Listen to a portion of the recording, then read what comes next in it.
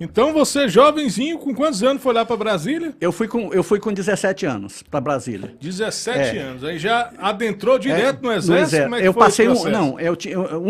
passei um ano, né? O serviço militar obrigatório, aquele um ano. Não, o ano que eu falo assim, antes de entrar no Exército, porque você entra com 18, né?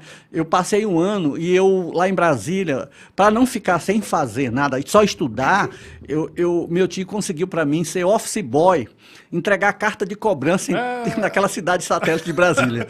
Então eu passava o dia entregando carta de cobrança. Você imagina que profissão, porque não levou nenhuma carreira, não? Não, lá tem um local chamado Ceilândia, que é ligado a Taguatinga. Naquela época era tudo muito difícil, né? Hoje é uma cidade só, mas naquela época a Ceilândia, quando chegava às 5 horas da tarde, as pessoas mesmo da Ceilândia chegavam e falavam: meu filho, tá na hora de você ir embora, porque depois das 6 aqui o tiroteio começa. E aí eu já pegava o ônibus, lá tinha o Pioneira, eu me lembro muito bem dessa época. Foi para mim muito bom isso aí, porque eu passei a conhecer Brasília inteira. Foi em que ano, professor, que o senhor chegou lá? Lá em Brasília, em 1974. Aí em 75 eu ingressei no Exército. E fui até de 75...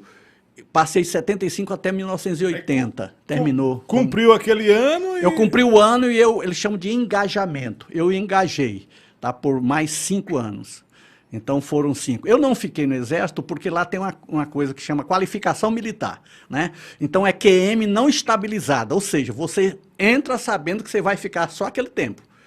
Então eu entrei, quando foi na época que era para mim reengajar, eu teria que sair de Brasília, ou seja, tinha que arrumar um coronel ou alguém que me levasse para fora de Brasília. E eu consegui, né? Um coronel que vinha para Marabá, no Pará, ele ia me trazer para me reengajar. Aí eu ficaria no Exército praticamente a vida inteira. Só que aí foram duas coisas. Eu passei no vestibular e liguei para o meu pai, estou aqui numa encruzilhada. Ou eu vou para Marabá e continuo no Exército, ou eu vou estudar. Ele falou: não, dá baixa do Exército e vai estudar.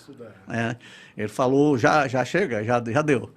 Então aí foi quando eu saí do Exército, né? Até porque era um processo normal, porque tinha terminado o tempo, e fui. E esse momento foi muito difícil, porque o que eu sabia fazer era dentro do Exército, né?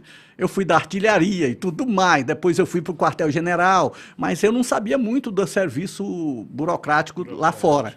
E aí eu fui fazer o curso de datilografia, primeiro para aprender a datilografar, aquela máquina antiga de datilografia, e depois fui tentar um emprego e consegui. Eu passei para o Departamento de Recursos Humanos do Jumbo. Supermercado? Supermercado Jumbo, né? Então eu passei uma temporada boa no Jumbo. Mexendo com o serviço burocrático. Burocrático. Aí à noite eu ia para a faculdade. Então, assim, eu comecei lá como auxiliar de escritório, depois passei para auxiliar de administração e depois eu fui para uma chefia de setor, né, um setor de reclamação trabalhista. Tanto é que eu incuti tanto com o direito trabalhista, né, porque todos os dias praticamente eu ia no Ministério do Trabalho, eu ia lá naquela junta de conciliação e julgamento, né, porque todos os dias tinha processos, né? Porque o cara pedia demissão ou era demitido e ele ia no sindicato e colocava a empresa no Ministério do Trabalho. Aí tinha que fazer um acordo. Aí eu era o preposto, né? Então eu fazia toda uma defesa, levava para o advogado, já levava os cartões de ponta, as horas extras que ele tinha, para você determinar um acordo. E eu me encantei com aquilo, né? Porque você já chegava, e claro, aí já tinha uma certa pompa, porque você era preposto, você é o cara que falava pela empresa, tal, e eu passei muito tempo indo para juntas de conciliação. E isso me agradou muito. A Justiça do Trabalho é uma coisa que eu sou encantado até hoje, tá? Então, a partir daí... quando eu terminei a faculdade, eu fiquei no Jumbo até terminar minha faculdade. Foi quando eu retornei para a Lizarda. Eu falei: eu vou me formar e vou para a minha cidade. Já tinha na mente? Tinha na mente aquilo, né? Meus pais também queriam que eu voltasse. E foi quando eu voltei, e criaram o Banco Bamerindos do Brasil. Lá, uma agência em Lizarda. E que tinha o jingle famoso, né? Da Poupanças Bamerindos. É que tinha até uma Lembra música, dessa, a da músicazinha, música o tempo passa, o tempo voa e a E a poupança... poupança Bamerinos continua numa boa. Então, naquela época, cheguei em Anápolis, fiz um teste lá na agência do Bamerinos em Anápolis, e quando eu cheguei na minha cidade, eu já cheguei empregado. Eu não cheguei assim, Já fez o teste lá para... Lá em Anápolis, já cheguei trabalhando no Bamerinos. Olha aí. Aí o que que acontece? Como eu era formado em educação, eu passei a lecionar à noite. E isso era chamado de prolabore. Você ganhava, às vezes passava 4, 5 meses para eles mandar o seu dinheiro. Para receber. Né? Para receber, né? Era o Estado que Era pagava? o Estado que pagava, o Estado de Goiás. Estado de Goiás. Né? Que pagava. Então era o prolabore. Aí quando chegava aquele dinheirão, mas era bom, né? Porque vinha uma quantia razoável, né? Mas aí chegou o primeiro concurso público do Estado de Goiás, em todo o norte, todo o norte de Goiás. E eu fui fazer em Pedro Afonso, que Lizarda pertencia a Pedro Afonso naquela época, né? Tudo que relacionado à educação. E nós fomos fazer em Pedro Afonso.